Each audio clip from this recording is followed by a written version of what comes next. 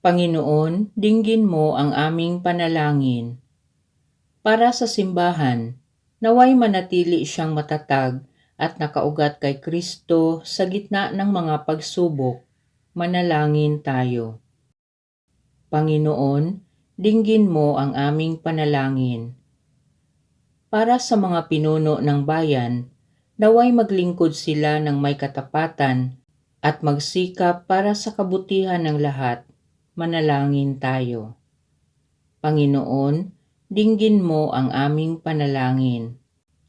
Para sa ating parokya, naway magmalasakit tayo sa isa't isa, lalo na sa mga nahihirapan sa pinansyal at espiritual na kalagayan.